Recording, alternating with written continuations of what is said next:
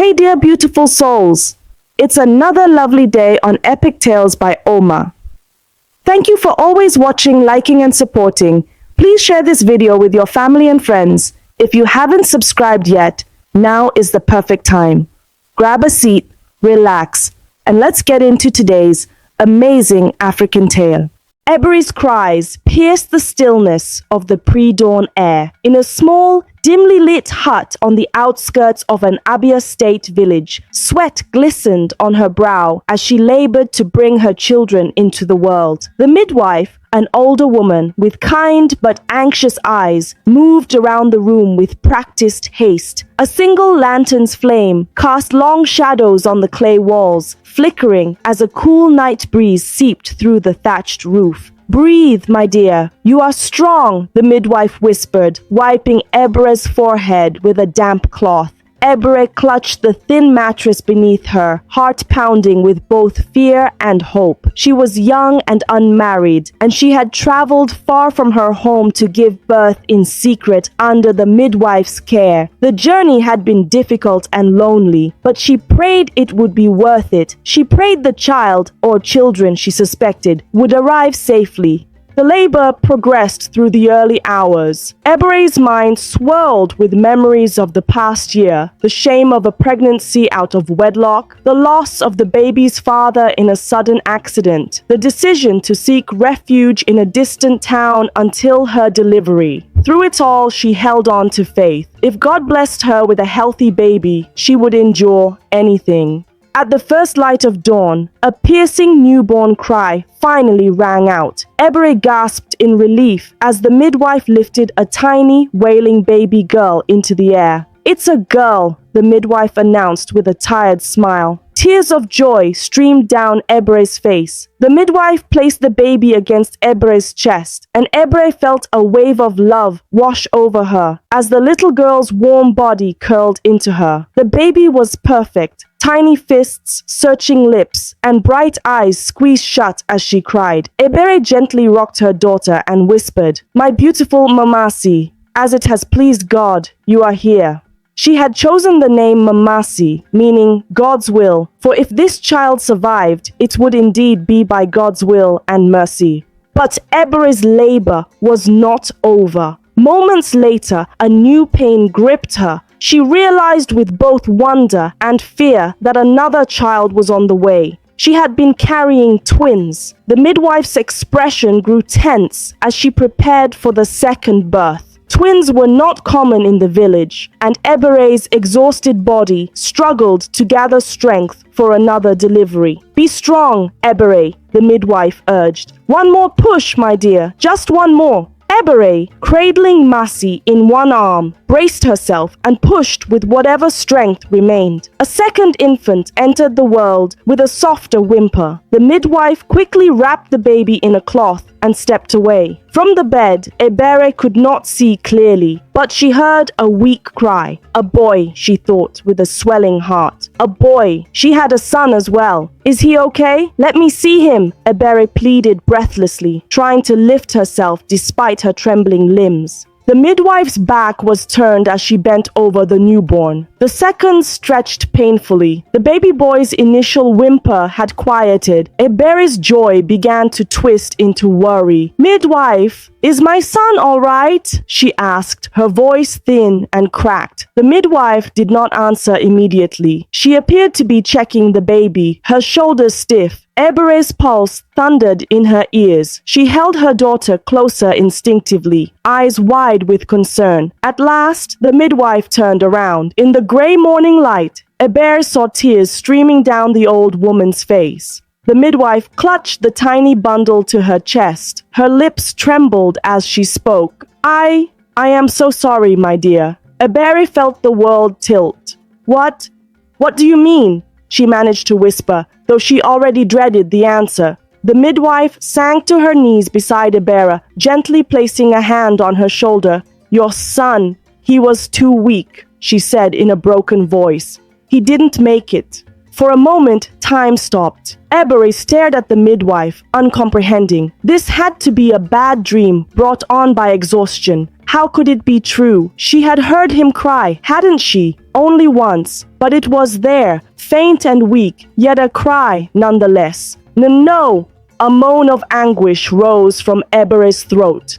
Please, let me see him. Let me hold my son. Even if her words choked off as tears flooded her eyes. The midwife hesitated, then slowly shook her head. It's better to remember him at peace, she whispered. He's gone, Ebere. I'm so sorry. She bowed her head, clutching the bundle tightly. Ebere reached out a trembling hand toward the bundle. Her palm brushed the edge of the cloth that swaddled her son. It was still warm. For one fleeting second, she felt the slight weight of the infant through the fabric and thought she detected a faint stirring. But perhaps it was just her mind's wishful trick. The midwife gently pulled the bundle away, and Ebere's fingers closed on empty air. A wail of grief tore from Ebere's chest. My child, my son, she sobbed. Her body shook with exhaustion and sorrow. The little girl on her chest began to cry again, as if sensing her mother's despair. Through her tears, Ebere looked at her daughter and tried to steady herself. She had to be strong for the living. She drew the crying infant closer, kissing her soft forehead. Hush, Masi, hush. Mama's here, she whispered, though her own voice quivered. The midwife rose, holding the still bundle that supposedly held Ebere's son. I will take care of him, she said quietly. I'll see that he is buried properly. Her words were gentle, but her feet were already moving toward the door. Outside, the sky was growing lighter with dawn's approach. Ebere reached out again, an instinct to not let her baby be carried off, but the midwife stepped out of reach. Rest now, Ebere, the older woman said softly, not meeting her eyes. Focus on your daughter. She needs you. Before Ebere could protest further, the midwife exited the hut with the bundle. A gust of early morning wind swept in through the open door as she left, fluttering the lantern flame. Ebere caught a last glimpse of the cloth wrapping, pale and small, before it disappeared into the twilight. And just like that, in the same moment she discovered she had a son, he was gone, carried away before she even touched his face or learned the sound of his cry. Ebere lay back on the thin mattress, sobs racking her body. She felt as if her soul had been torn in two, one half rejoicing at the daughter in her arms, the other half lost forever with the son she would never know. In the days that followed, once her strength returned enough to travel, Ebere left the midwife's compound with baby Mamasi swaddled against her chest. The midwife had given her a sympathetic hug and a packet of herbs for recovery, but avoided her eyes whenever the boy was mentioned. Ebere, numb with grief and exhaustion, did not press further. She was in a hurry to return home before curious eyes started asking questions. She left without a grave to visit or a body to mourn. Only the midwife's assurances that her son had been laid to rest beneath a sturdy Iroko tree behind the hut. As she walked away from that lonely place, Ebere whispered a goodbye to the son she never held. The morning breeze was cool on her tear-stained face. She tightened her arms around infant Mamasi and murmured a prayer. Chukwu, please guard my little boy's soul in heaven and give me strength to care for my daughter. Unseen by Ebere, as she disappeared down the dirt road, the door of the midwife's hut remained slightly ajar. Inside, the midwife sat alone on a stool, face buried in her hands. At her feet lay an empty cloth and a pair of tiny beaded anklets meant for the twin babies, one of which would never adorn a child's ankle. A long, heavy sigh escaped the old woman's lips as a single tear rolled down her cheek. She picked up one anklet and turned it in her fingers, the beads catching the weak morning light. Outside, the wind picked up, rattling the leaves of the Iroko tree, where a fresh mound of earth should have been, but there was none. The midwife's sorrowful whisper floated into the hush of dawn. Forgive me, she pleaded to the empty room, before hiding the anklets away in a calabash bowl and closing the door. A daughter grows. Life carried on quietly for Ebere and her little daughter after that tragic dawn. Back in her home village of Amagu in Abia State, Ebere rebuilt her life around baby Mamasi. The community accepted that Ebere had returned with an infant but without a husband. Some neighbors whispered, but most simply welcomed the new child. Ebere's parents were gone, and she lived alone in a small clay house with a rusted metal roof. But she was determined to give Masi a good life filled with love. The years passed, marked by the rhythms of village life. In the mornings, Ebere would tie little Mamasi to her back with a colorful wrapper and head to the stream to fetch water or to the farm to tend cassava and yam crops. As the child grew, she toddled alongside her mother, splashing in puddles and chasing grasshoppers. Ebere often watched her daughter with a mix of joy and sorrow. Joy at the girl's bright smile and curious nature, and sorrow that always lingered like a shadow, remembering the son she lost. At night, under the glow of an oil lamp, Ebere told Mamasi folktales and taught her simple prayers. Sometimes, as the girl drifted to sleep, Ebere would gently touch the tiny beaded anklet around Mamasi's ankle, the one piece of jewelry the baby had worn since infancy. It was a single anklet of red and white beads given by the midwife when Mamasi was born. Ebere had been told it was a common blessing for newborns, but in her heart she knew it had a twin meant for her son. Often she wondered if the midwife had placed the other anklet on the boy before he died, and whether it lay with him in his hidden grave beneath the Iroko tree. The thought haunted her in quiet moments, but she never spoke of it. She kept the sorrow tucked away, focusing on the blessing that was her daughter. As Mamasi grew older, people in the village would comment on what a strong and polite girl she was. She had her mother's bright, expressive eyes and an easy laugh that brought cheer to everyone around. Ebere raised her to be hardworking and kind. By the time Mamasi reached her teenage years, she could cook the family's meals of fufu and bitter leaf soup, sweep the compound, and carry baskets of produce to the market with confidence. On the twins' birthday each year, Ebere would wake before dawn. She would hold a private remembrance for the son who would have also been celebrating that day. If the weather was clear, she'd light a small candle at the foot of a fruit tree behind their home and whisper a prayer for his soul. When Mamasi was little, she didn't understand why her mother sometimes seemed sad on her birthday. As she grew, Ebere gently explained that she once had a twin brother who died the day they were born.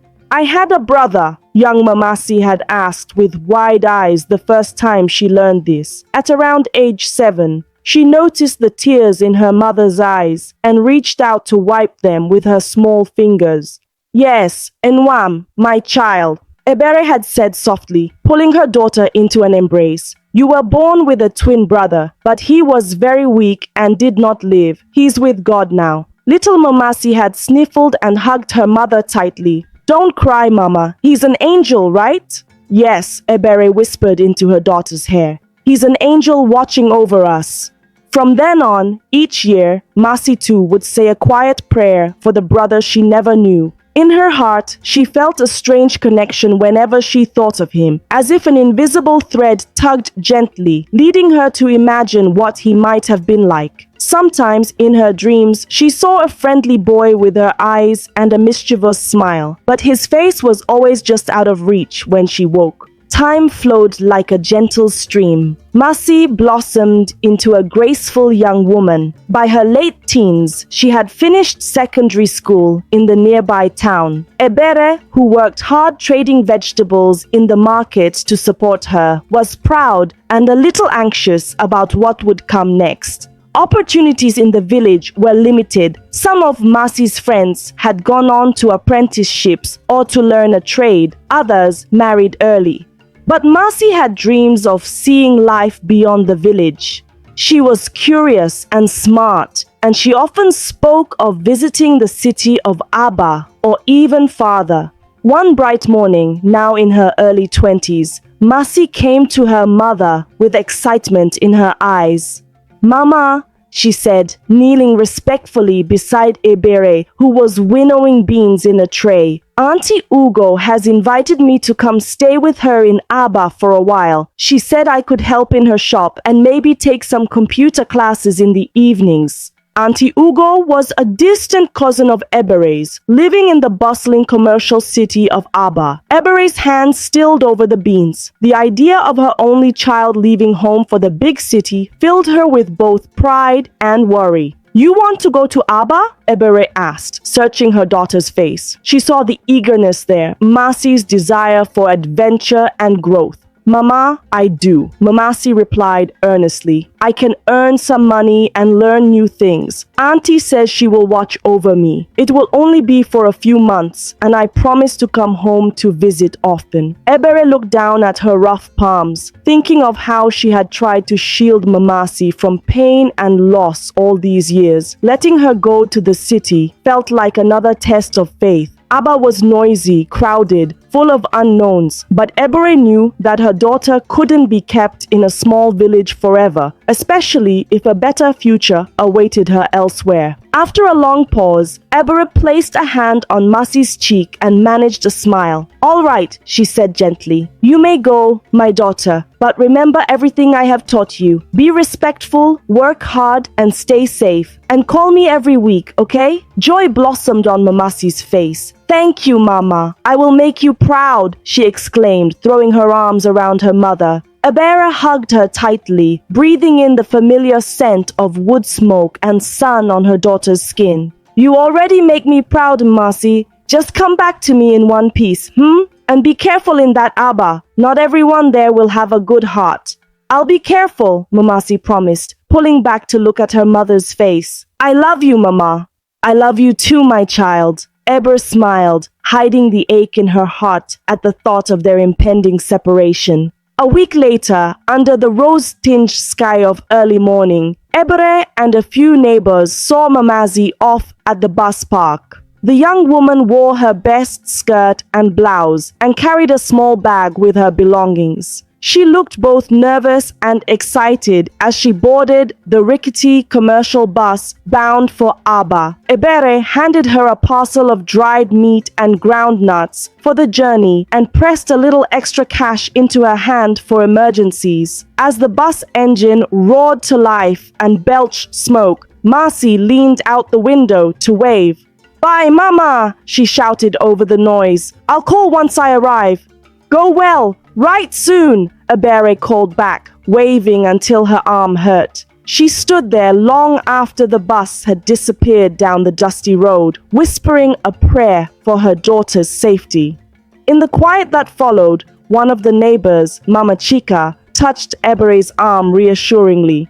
"She'll be all right, Ebere. The city will shine favor on such a good girl." Ebere nodded with a soft sigh. "I pray so. God go with her." As they walked back to the village, a faint unease tugged at Ebere's heart. She could not shake the feeling that winds of change were coming. Clutching her wrapper tightly around her shoulders, she sent one more plea to the heavens that whatever lay ahead for her daughter, it would bring happiness, not heartbreak. City life in Aba was a whirlwind compared to the slow pace of the village. At first, Mamasi was overwhelmed by the honking Danfo buses, the crowded markets where voices shouted in Igbo, English, and Pidgin, and the endless stretch of shops and stalls on every street. But she gradually found her footing. By day, she helped Auntie Ugo sell fabric and household goods in a small shop on a busy lane. In the evenings, she attended a local community center where she took basic computer lessons with other young people. It was a new, exciting chapter of her life. One humid afternoon, about 2 months into her stay, fate brought someone special across her path. The sky had opened up with a sudden heavy rain, typical of the rainy season, just as the market was closing. Mamasi struggled to carry a large carton of new inventory, tinned tomatoes and bags of rice for Auntie Ugo's shop, balancing an umbrella in one hand and the heavy load in the other. The puddles on the road had turned into little muddy streams, and she nearly slipped as she hurried to find a taxi. Out of nowhere, a steadying hand caught her elbow. "Careful, the ground is slippery," a gentle male voice cautioned. Startled, Mamasi turned and looked up to see a tall young man holding a small umbrella over both of them. He had a kind, handsome face and eyes that seemed immediately familiar, though she was sure she had never met him before. He offered a warm smile. "Let me help you with that," he said, nodding at the bulky carton. "Oh, thank you," Masi replied, a little shy. She surrendered the carton gratefully. The young man lifted it with ease, his muscles taut under his rain-damp shirt. Together they walked to the roadside where a few taxis were parked, their drivers beckoning for passengers. "I've seen you around this street at Madame Ugo's shop, right?" he asked conversationally as they waited for an empty taxi. The rain drummed on the umbrella above them. "Yes, she's my aunt. I help her there," Mamasi said, studying him discreetly. He did look vaguely familiar. Perhaps he had passed by the shop before. "My name is Masi, by the way." "Mamasi," he repeated, pronouncing it carefully. A playful grin tugged at his lips. "I'm Ifeanyi. Do you know what my name means?" She nodded, returning his smile. "It means nothing is impossible with God, doesn't it?" His eyes lit up in surprise. "Yes, exactly. You're the first person to answer before I explain it," he laughed. A taxi pulled up just then, and Ifeanyi swiftly negotiated a fare with the driver to take them to Auntie Ugo's shop. He insisted on riding along to help unload the goods. As they bumped along the flooded road, they continued talking easily. Ifeanyi told her that he worked at a spare parts dealership nearby and was also taking evening classes, hoping to get a diploma in mechanical engineering. He had moved to Aba from Enugu 2 years ago for better opportunities. He spoke about his life casually, mentioning that he was an only child, raised by his widowed mother and an uncle. "It was just me and my mom growing up," he said. "My father died when I was a baby, so I never knew him. My uncle helped raise me too. They're back in Enugu now." "I'm sorry about your father," Masi said softly. "It's all right. It was a long time ago," Ifeanyi replied, though his tone grew reflective. "Sometimes I wonder what it would have been like to have a sibling. Being an only child could get lonely." He flashed a quick smile, as if shaking off the melancholy. "Anyway, I got used to it. My mom is a good woman. She worked hard to give me a good life." Masi nodded, feeling a strange tug in her heart at his words. She too had often wondered what it might be like to have a sibling, especially a brother. In that moment, sitting beside this kind stranger-turned-friend, she felt an unexpected comfort, as though she were with someone she'd known far longer. By the time they reached Auntie Ugo's shop, the rain had reduced to a drizzle. With Ifeanyi's help, the heavy curtain was carried inside, and Auntie Ugo fussed gratefully over the young man for being such a help. He waved off her thanks with a polite smile. Before leaving, he turned to Mamasi and said, "It was nice to meet you. Maybe I'll see you around again. I stop by this street often." "Yes," she answered, tucking a stray braid behind her ear. "Thank you so much, Ifeanyi. I hope we meet again." He left with a final wave.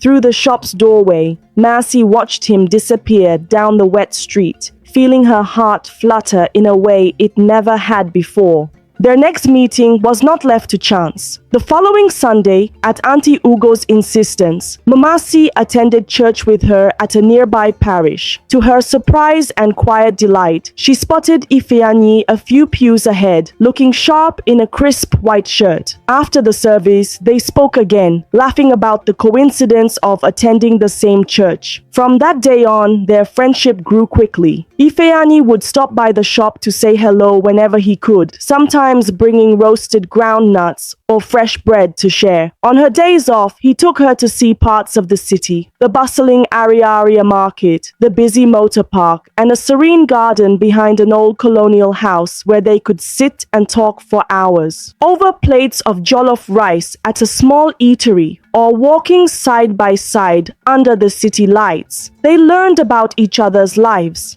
Masi told him about her village, about her mother, whom she called every week, and the simple joys of rural life she missed, like the sound of crickets at night and the smell of rain on dry earth. Ifeanyi spoke of his childhood in Enugu, of how he and his mother moved from place to place when times were hard, and how he had always yearned for a larger family. He was attentive and respectful, always listening to her stories with genuine interest, and when he laughed, a deep, warm laugh, something about it made her chest ache with happiness. It sounded oddly familiar, like a beloved melody she'd heard long ago. She found herself laughing along more and more, seeking that sound. As weeks turned into months, the bond between Mamasi and Ifeanyi deepened. What began as friendship blossomed into quiet romance. There was a sweetness in their courtship. Stolen moments, holding hands as they browsed the evening markets, long walks home where he would insist on carrying her bags, and the thoughtful gifts he gave her. A novel he loved, a shawl when the rains brought a chill, a handcrafted card on her birthday. One evening, almost a year after they first met, Ifeanyi took Mamasi to a small hillside on the outskirts of Aba to watch the sun set over the city's rooftops. They sat on a bench under a fragrant frangipani tree. The sky was ablaze with oranges and purples. In that golden light, he turned to her with a seriousness in his eyes that made her heart pound.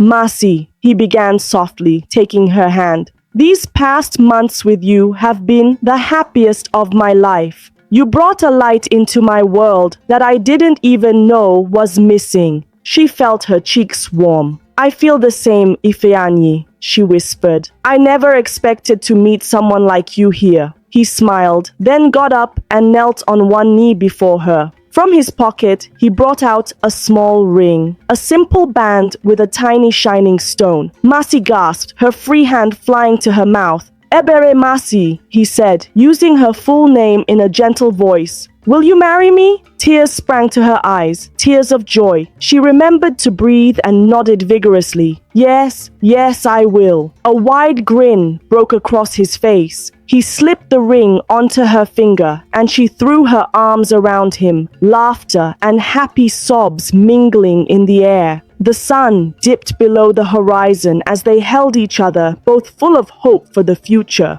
Later that night, long after she had returned to Auntie Ugo's house, Mamasi lay on her bed staring at the ceiling, too excited to sleep. She thought about how wonderful her mother's reaction would be when she heard the news. She would be a little shocked at first, perhaps, but then overjoyed. Mamasi planned to travel home to the village soon to tell her in person and introduce Ifeanyi formally. Across town, in his small rented apartment, Ifeanyi also found sleep elusive. He was elated and nervous in the best way. Yet, as he finally drifted off in the early hours, a strange dream visited him once more, a dream he hadn't had in years. In the dream, he was a child again, standing on a grassy hill by a river under a clear blue sky. A young girl stood beside him, holding his hand. She had a face like his, and when she laughed, it sounded like wind chimes. They were both about 8 years old, and he felt an overwhelming sense of love and protectiveness for this girl, his sister.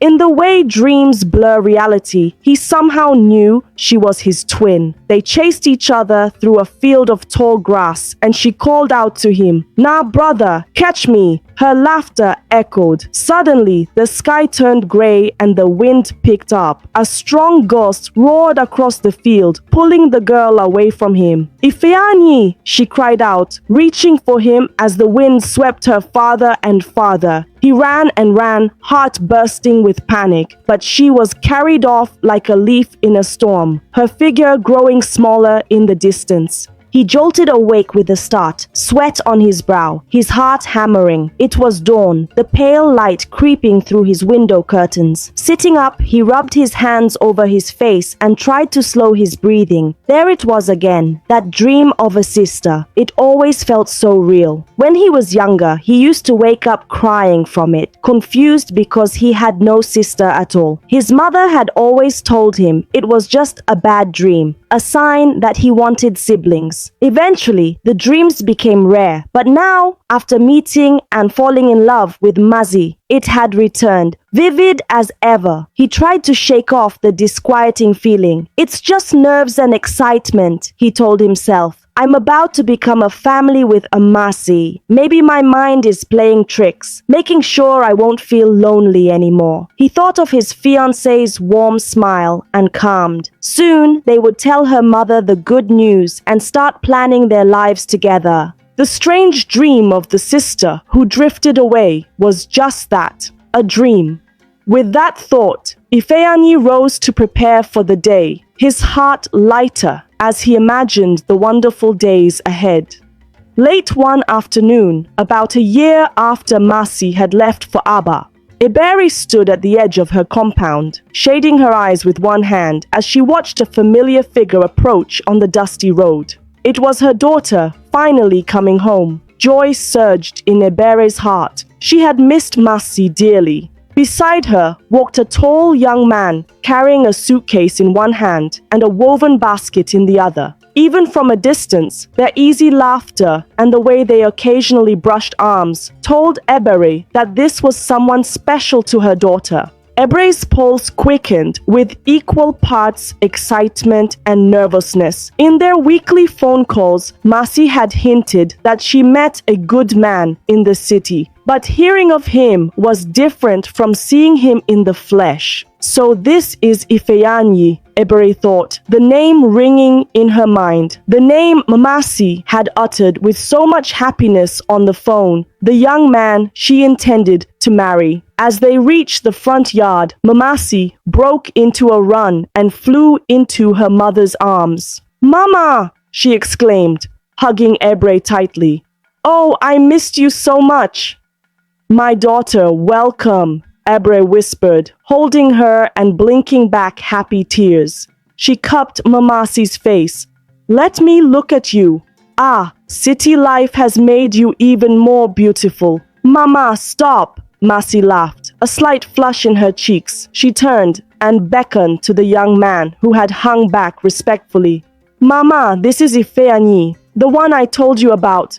Ifeanyi stepped forward and greeted Ebere with a polite bow, as was custom. "Good evening, Ma," he said warmly. "I am very pleased to finally meet you. My name is Ifeanyi Okoro." He spoke with confidence, yet deference. Ebere smiled kindly and reached out to shake his hand. The moment her hand clasped his, a strange feeling washed over her, a warmth and a tremble at once. She looked up into his face. He was handsome, with a strong jaw and gentle eyes that crinkled at the corners as he smiled. Those eyes, something about their shape and depth, struck a chord in her memory. For a heartbeat, she could not find her voice. "Welcome, Ifeanyi," she managed at last. "You are welcome to our home. Please, come in and rest. You must be tired from the journey." "Thank you, Ma," he replied politely.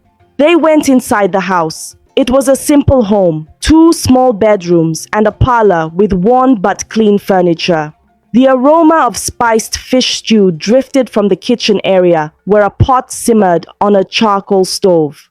Ebere had been cooking since noon in anticipation of her daughter's arrival. She brought out chilled malt drinks for refreshment and urged the young man to sit. As they settled, the conversation flowed easily at first. Mamasi excitedly recounted how she had completed her computer course and how helpful Ifeanyi had been during her time in Aba. Ebere listened, smiling at her daughter's happiness. She observed the way Ifeanyi looked at Mamasi with such adoration and respect that it warmed her heart. Yet, as the minutes ticked by, Ebere found herself stealing glances at the young man, drawn to little details. When he laughed at a light joke Mamasi made, the sound resonated in the room. It was a rich laugh, so familiar that it gave Ebere goosebumps. She had heard that kind of laugh before, but where? Perhaps it was reminiscent of her late father's hearty laugh, or even the way her own laugh sounded in recordings. The thought made her uneasy. She noticed too the small birthmark just behind Ifeanyi's right ear, visible when he turned his head. It was shaped vaguely, like a little star. Eberi's breath caught. Her deceased fiance, Mamasi's father, had a similar star-shaped birthmark behind his ear. It was an unusual mark, one she used to tease him about, calling it God's stamp. Seeing it on this stranger felt impossible, like seeing a ghost. Unaware of her inner turmoil, Mamasi reached over and squeezed her mother's hand. "Mama, I have something to tell you," she said, her eyes shining. "Ifeanyi has asked me to marry him, and I said yes." She held out her left hand to show the modest ring glinting on her finger. Ebere forced her attention back, focusing on the ring and her daughter's face. She mustered a bright smile, despite the swirl of confusion in her stomach. "Congratulations, my children," she said, her voice gentle. She embraced her daughter and then took Ifeanyi's hand briefly in her own. "Thank you, Ifeanyi, for loving my daughter and wanting to make her your wife." Ifeanyi smiled. "Ma, I promise to take good care of her," he said sincerely. "She is the best thing that ever happened to me." They talked for a while about how the young couple met and their plans for the future. Ebere remained gracious and welcoming, but inside her mind was racing. She learned that Ifeanyi was 24 years old, the same age as Mamasi. When she inquired about his birthday, he replied casually, "I was born in July, Ma. July 7th. A cold shiver passed over Ebere. July 7th was the exact day she had given birth to her twins, the day she lost her son and gained her daughter. She swallowed, trying to keep her composure. Beside her, Masi let out a little laugh of surprise. "Mama, that's my birthday too, remember. What a funny coincidence." "Yes, a coincidence," Ebere echoed faintly, her hands clasping tightly in her lap. Her eyes flicked to Ifeanyi, who was smiling at the revelation that he and his fiancée shared a birthday. He seemed to think it was charming fate, but Ebere's heart pounded painfully in her chest. Same birthday, same age, a birthmark just like the one her late fiancé had passed to their child, perhaps. Her mind darted back to that dawn 24 years ago. The midwife's tearful face, the weight of that tiny bundle for just an instant, and a weak cry that faded too soon. Could it be? No, it was unthinkable. Her son was dead. She had mourned him for years. And yet, what if the midwife had lied? The thought was like a lightning bolt, illuminating shadows she had never dared to examine. Ebere felt lightheaded. "Excuse me for a moment," she said softly, rising. "I need to check on the stew." It was a poor excuse to leave the room, but she needed a moment alone. In the tiny kitchen corner, she steadied herself against the wall, her heart in her throat. "God, what am I thinking?" she chastised inwardly. How could this well-mannered young man possibly be her lost son? That baby had died minutes after birth. The midwife said so. There was a grave under an iroko tree, though, come to think of it, she had never seen it with her own eyes. She had taken the midwife's word as truth all this time. Ebere stirred the pot of stew absent-mindedly, her mind churning. She remembered how the midwife had avoided her eyes when she left, how she had moved away from the area not long after. Was there something she had missed all these years? Perhaps a mother's grief had blinded her to something that now seemed off. She returned to the parlor, serving dinner with a warm smile and saying nothing of her thoughts. They ate by the soft glow of a lantern. Power was out again that evening. The young couple chatted excitedly about ideas for their wedding. They wanted a simple church ceremony in Aba, and then a traditional wine carrying in the village. Ebere nodded and offered mild encouragement, but her responses were subdued. Ifeanyi noticed her quietness and asked politely, "Are you feeling all right, Ma? You seem tired. I hope the journey we brought upon you isn't too stressful." "I'm fine," Ebere lied, forcing a smile. "It's just been a long day, that's all. I'm very happy for you both." She reached out and patted his hand reassuringly. When he took her hand in return to squeeze it gratefully, a jolt of emotion went through her. His hands were strong and calloused from work, yet there was something comforting and familiar in that touch. It reminded her of the way her own father or brother might hold her hand when she was younger, protective, familial. That night, after settling her guests into the spare bedroom, she insisted they take the only bedroom while she slept on a mat in the parlor. Ebere lay awake on the mat, eyes fixed on the ceiling. Through the open window, a half moon cast silver light across the room. She could hear the distant chirping of crickets, and closer by, the even breathing of her daughter and future son-in-law sleeping in the next room. But sleep would not come to Ebere. Every time she closed her eyes, she saw flashes of memory. Her newborn twin's birth, the baby boy's tiny form, the midwife's quivering voice, and now, Ifeanyi's face overlapping with those memories. The shape of his eyes was so much like her own, she realized it now, and his smile was like a mirror of her late fiance's. How had she not seen it instantly? Perhaps because she never in a million years expected to look upon her grown son, if indeed he was her son.